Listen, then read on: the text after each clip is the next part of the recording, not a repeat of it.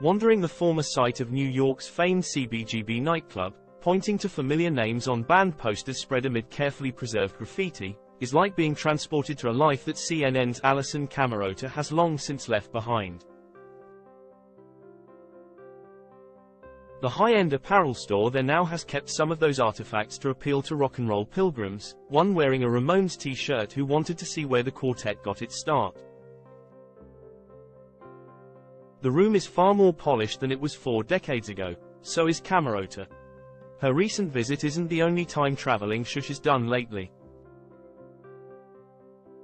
The Jersey girl has written Combat Love, a memoir that focuses on sex, substance abuse, effective abandonment by her parents and even brief homelessness, all before she graduated high school, and the family she found with followers of a local band, Shrapnel, to help cope. Camerota, who poses for a picture under a street sign marking Joey Ramone Way, outside the old club, even details a cringe-worthy backstage encounter with the punk pioneers.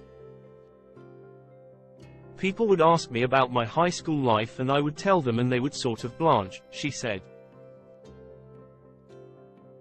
I thought that everybody in the 1980s had my experiences. I guess not everybody was in a car surrounded by skinheads or in a lot of car accidents and had friends really wrestling with drug addiction and alcoholism. From searching for belonging to veteran journalist, an only child, Camerota was 8 years old when her parents divorced. An already distant dad largely disappeared from her life, while her mom chased one failed relationship after another, moving her daughter cross-country to Washington for one.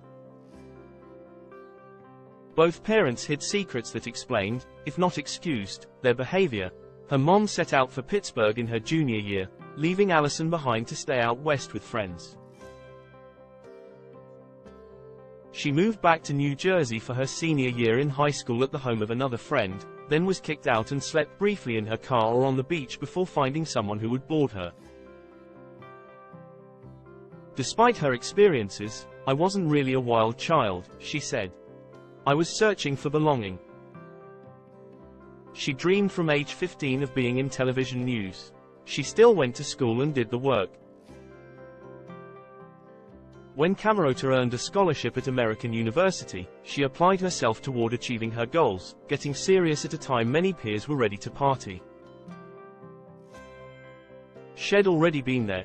Now a successful, 57-year-old newswoman with stops that included America's Most Wanted, Fox News Channel and CNN, Camerota is married with 3 children and a comfortable home in a Connecticut suburb. But her high school experiences never left her. I had just a lot of loose ends emotionally, she said. I moved to 6 different houses in 2 years. I left sometimes before saying goodbye, and certainly left before having closure.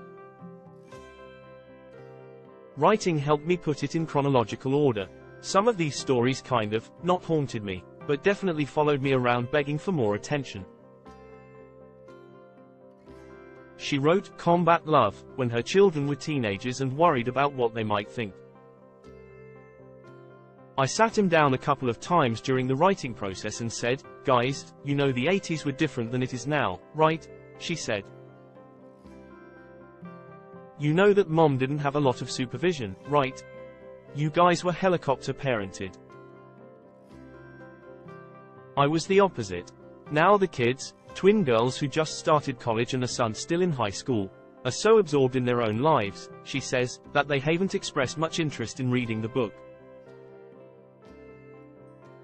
Navigating the people in her past, others from her past weren't so thrilled.